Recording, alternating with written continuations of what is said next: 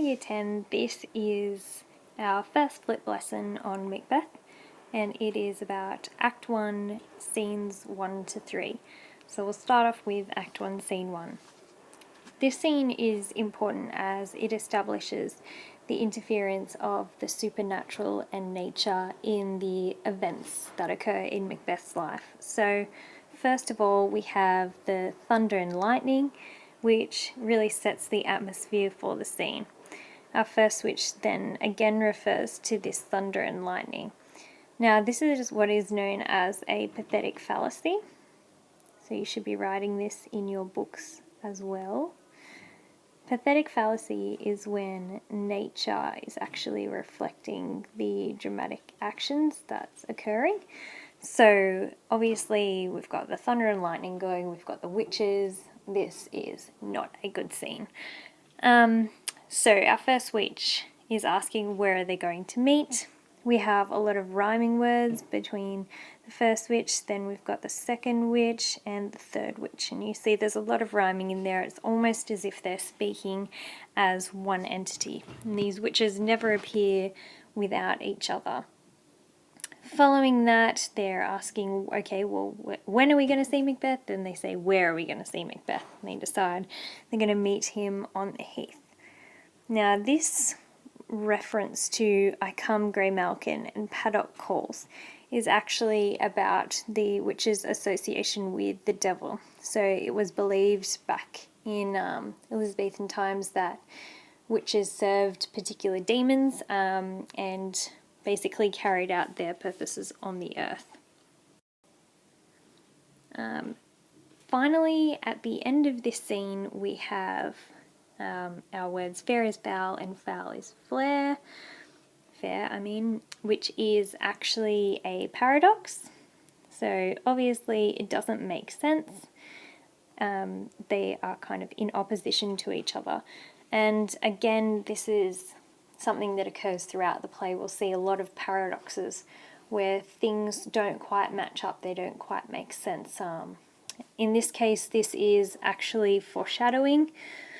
Macbeth will think that the prophecy that these witches make is actually something really, really good, but it turns out to be something that destroys his life. So that kind of is established in this very first scene. It's foreshadowed.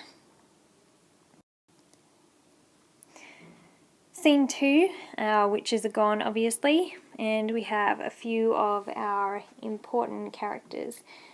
First of all, Duncan is the King of Scotland, then we've got Malcolm, Donalbain and Lennox. These are all people that are very close to the king and that are considered quite important. So Duncan first sees a sergeant coming who's all bloodied up and figured that the sergeant can give him some news of the battle that is occurring, obviously off stage. Malcolm says he knows this sergeant. I'm sure he'll be able to tell us exactly what's happening.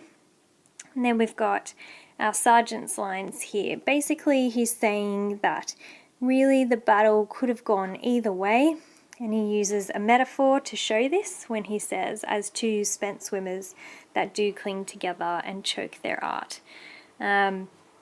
Obviously, if you've got two drowning people together, they're both going to go down. So battle wasn't looking good, but then Macbeth has come forward and he is fighting away and he's seeming to do really, really well.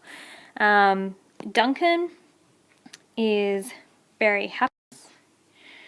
So he says, "Oh, valiant cousin, worthy gentleman," showing he's really happy about what Macbeth has done.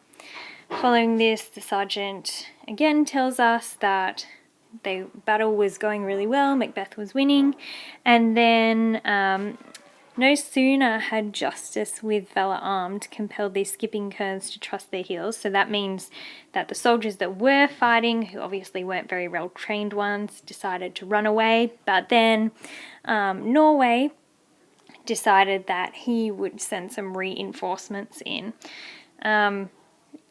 Duncan is concerned, maybe did this put Banquo and Macbeth off? Did they then lose the battle?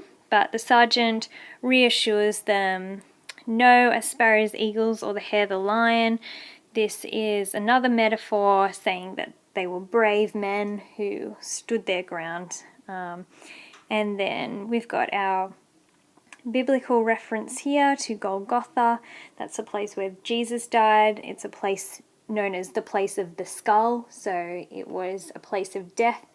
So they're saying that the battle was a place of death. There was lots of dead bodies. Everyone was doing badly, but he said doubly strokes upon the foe, which is Macbeth.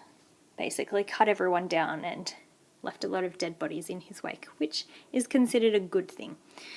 Then our Sergeant leaves because he's bleeding out.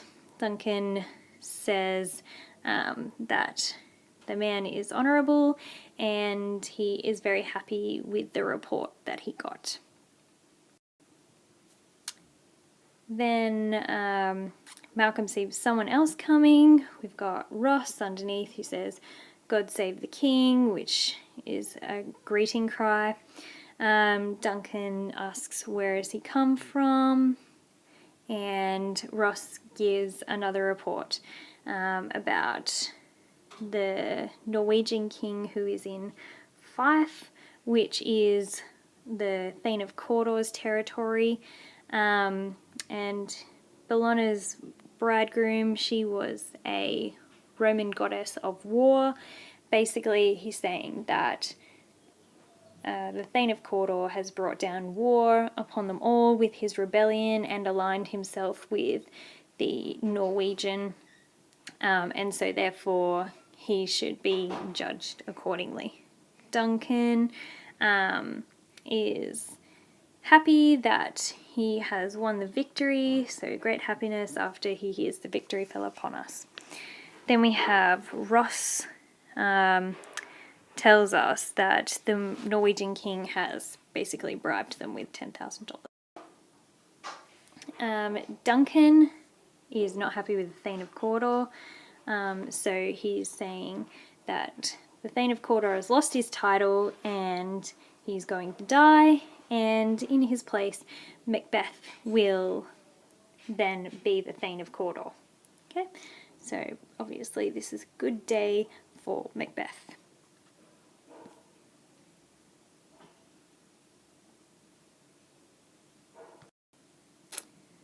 This is Act 1, Scene 3. We start off with just our witches again. Basically, this scene is designed to actually show us that these witches are really, really bad news. So the first witch in all of this gobbledygook is basically saying, I asked a woman for a chestnut and she said no, so now I'm going to torment her husband. So it's just basically showing the character of the witches. They're not good news. Following this, we then have an entrance from Macbeth, and the weird sisters, just as they see Macbeth coming, they do a chant. And basically this chant is a spell in preparation for Macbeth. So they're going to put a spell on Macbeth, which is very dangerous indeed. So Banquo says, basically, why are you dressed so wildly? You don't look like you belong here. So this is a characterization of what the witches look like. So they're withered and wild. They don't look like they belong on the earth. They're skinny as well, and they have beards. So not a particularly complimentary view of the witches. Then Macbeth asks them to speak. They say, all hail Macbeth, hail to thee, Thane of Glamis, which is the title he already holds. Then this is the first prophecy here, and the second prophecy. So they're saying he's going to be Thane of Cawdor, then he's going to be king after that. And then the third prophecy after Banquo says, gee, that sounds right, is when the witches say, hail, hail, hail. They're talking to Banquo at this stage. lesser than Macbeth, thou shalt get kings. So that means his son will be kings, though be none. So Macbeth is prophesied to be Thane of Cawdor, then king, and Banquo's sons are supposed to be kings after that. Then we have Banquo and Macbeth's response. They're a bit confused about how that will be and how the witches know about that. But the witches vanish before they have a chance to clear that up. Banquo and Macbeth are puzzled when they vanish. And then they kind of go into saying, well, did we really see what we just saw, or are we going crazy? Banquo and Macbeth, instead of immediately questioning the prophecy, they are quite happy about it. So Macbeth says, your children shall be kings. Banquo says, you shall be king. And Thane of Cawdor went it not so. So they're pretty happy about the prophecy that is going to happen. Then Ross interrupts them and basically says, hi Macbeth, the king's really, really happy with you. Everyone's told him how good you did in the battle. So we have all of that there. We have lots of praises. Angus says, we've been brought to get you, to bring you to the king. And Ross says that he is the Thane of Cawdor now. So Macbeth is the Thane of Cawdor. So this is the first prophecy that we've got that has already been fulfilled. What can the devil speak true? Again, this is a reference to the witches and the idea that they are serving the devil or the demons. Macbeth obviously questions that, and then they tell him about how the Thane of Cawdor has been condemned to death because of his role in the rebellion. Macbeth then has his own little aside, and it's quite obvious here that he's pretty happy about this, and he's got ambitions to be even better. He also shows his ambition when he questions Banquo's attitude towards the prophecy. Banquo is a little bit more wary at this point, so he says it is strange and oftentimes to win us harm. The instruments of darkness tell us truth. So he's saying maybe they've just told us one truth, and that doesn't necessarily mean that we can trust them in everything else. So he's a bit wary at this side. But Macbeth doesn't really listen to his friend. He says two truths are told. So that's that he's Thane of Glamis and that he is the Thane of Cawdor as well.